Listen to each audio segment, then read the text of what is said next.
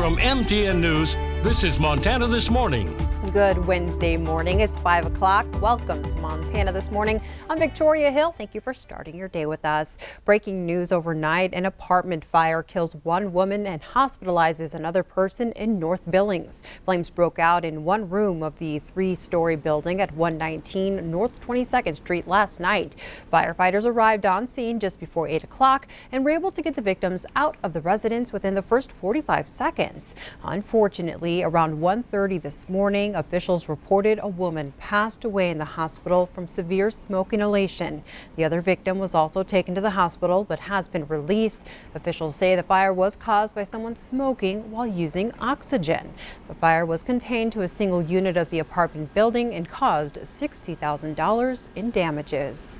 And we now know the name of the man who was killed in a house fire Monday night on Billings West End. 45-year-old John Nalen III died of smoke inhalation in the home at 3309 Tahoe Drive. No word if foul play is suspected, but Billings police are still investigating his death. The fire caused around $100,000 in damages. Well, now it's time to get a check of weather with Ed. Welcome back, Ed. Glad to have you here. Do you bring any good news with you? Good weather news. It's going to be cooler, so I guess that just depends fall, on. So that's okay. Okay.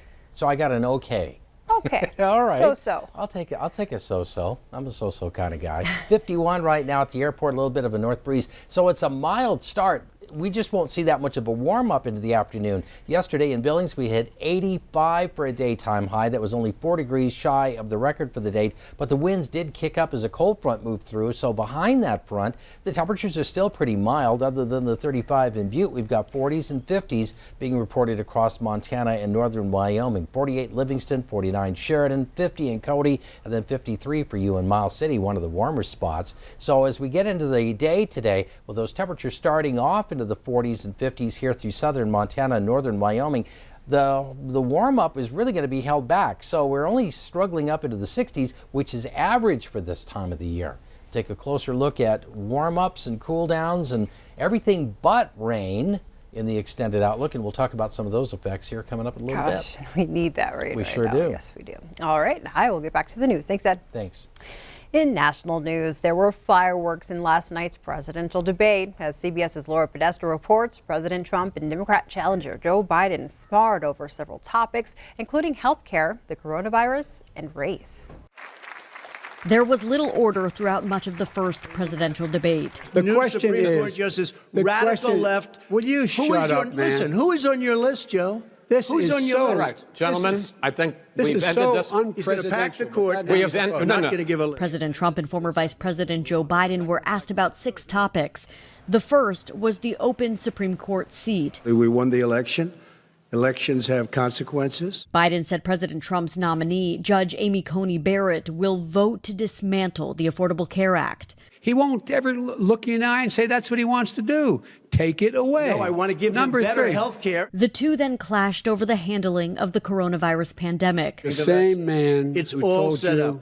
by Easter this would be gone away. He wants to shut down this country. And I want to keep it open. At times, President Trump tried to focus on Biden's family. I don't know, Bo. I know Hunter. Yeah, Hunter got thrown out of the military.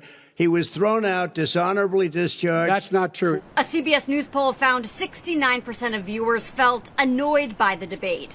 48% thought Biden won, while 41% say the president did. He just pours gasoline in the fire. Late in the debate, President Trump was asked to disavow white supremacy, leading to perhaps the most controversial and buzzed about response of the evening. Proud Boys, stand back and stand by. The next presidential debate is scheduled for October 15th. Laura Podesta, CBS News, Cleveland. The vice presidential debate is 1 week from today on October 7th. Both candidates will be hoping to capitalize off their performances in last night's debate. President Trump is paying a visit to the battleground state of Minnesota today. He's set to hold a rally at the airport in Minneapolis. Minnesota hasn't elected a Republican since the 70s, but President Trump barely lost in the last election. Biden is going on a train tour in Ohio and Pennsylvania. Pennsylvania is the former vice president's home state, but then candidate Donald Trump won it in 2016. Meanwhile, the House passed a resolution reaffirming its commitment to an orderly orderly transfer of power following the presidential election. The measure enjoyed widespread bipartisan support, passing with 397 yes votes and only 5 noes. It comes after President Donald Trump said he couldn't commit to a peaceful transition due to his concerns with the integrity of mail-in ballots. The Republican-led Senate passed a similar resolution last week. Senate Minority Leader Chuck Schumer made a rare move on Tuesday. He took control of the Senate floor, forcing a vote coming later this week on a bill that would protect people with pre-existing conditions. It's usually up to Senate Majority Leader Mitch McConnell to decide which bills come to the floor, but rules allow any senator to do what Schumer did, even though it's rare. Democrats are pushing the bill partly because Obamacare will go before the Supreme Court next month, and they're concerned the law will be struck down. Either way, the proposal is unlikely to get enough votes to advance. Yesterday, Supreme Court nominee Amy Coney Barrett was on Capitol Hill for the first of many meetings with members of the Senate. They were only with Republican lawmakers as the White House and Senate Majority Leader Mitch McConnell tried to fast-track her confirmation ahead of the election. Her confirmation hearings begin on October 12th. Democrat lawmakers are expected to ask her if she would recuse herself in cases involving the election and the president who appointed her. Many Democrats are also refusing to meet with Barrett before the hearings. Just a few days before a planned price hike for citizenship and other immigration benefits, a federal judge has put a stop to it. The judge says it's because the last 2 leaders of the Homeland Security Department may have been appointed illegally. When Kirstjen Nielsen resigned last April, Kevin McLennan took over the position as acting secretary. The judge says he was supposed to be 7th in line. When he resigned, Chad Wolf became acting secretary, and the judge said he wasn't next in line either. Homeland Security says it's reviewing the ruling. Here in Montana, the state Supreme Court decided on 2 major election lawsuits, setting some rules for November 3rd. The High Court said in order for mail ballots to be counted, they must be returned to county election offices by 8 o'clock the night of the election. That ruling overrules a lower court order that said mailed ballots only needed to be postmarked by Election Day. And the Supreme Court upheld an order canceling a 2018 law that restricted who was able to turn in absentee ballots cast by other people. That ruling is a victory for Native American tribes and the state Democrat Party, who said the law unfairly blocked efforts to increase voting on the reservations. One of the issues on the ballot here in Montana is recreational marijuana legalization. Economists at the University of Montana say if voters pass that measure, the state could generate an additional $52 million per year in tax revenue. The report also suggests tourism would see a major boost with up to 17 million additional visitors a year. According to UM, Montana is a state with a higher fraction of adults who say they use marijuana. Still, the study's authors say these numbers are just projections. It's hard to know exactly how those things are going to take off in a different state like Montana. But I think if you were to look at states that we could compare ourselves to, Washington and Colorado are not perfect, but they're close. They're mountain communities. They have a lot of the same attractions. The demographics are not all that different. The report didn't look at the social cost of legal marijuana, and the authors did not endorse the initiatives.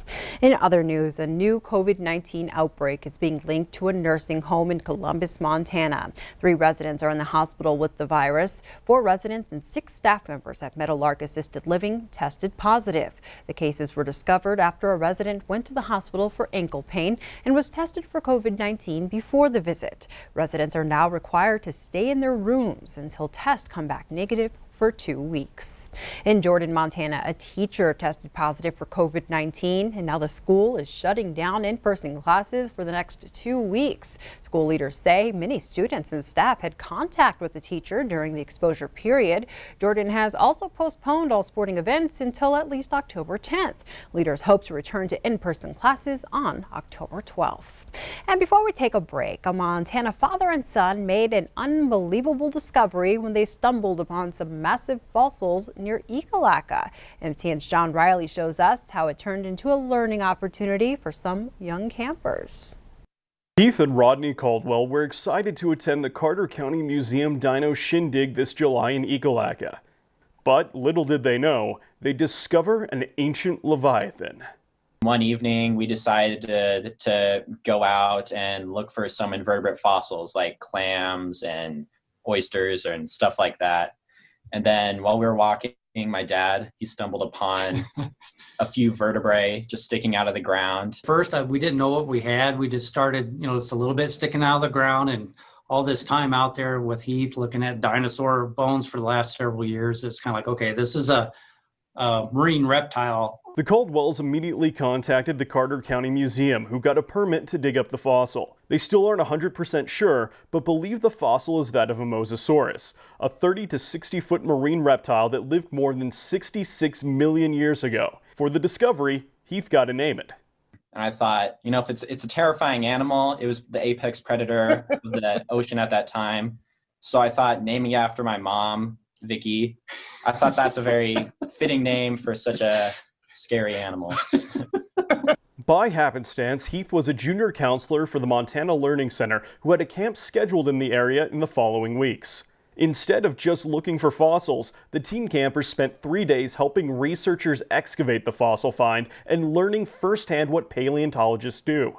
Executive Director Ryan Hanaho says it was an amazing opportunity. This is a huge opportunity because the kids can contribute to real, meaningful, publishable science. In addition to their work on Vicky, the campers also created an exhibit at the Carter County Museum with their other finds. Finding a fossil, even a small one like this guy, is pretty exciting. Finding one that's larger than a school bus while also contributing to the field of paleontology, that's unforgettable. Reporting in Helena, John Riley, MTN News. Thank you for starting your day with us here on Montana This Morning.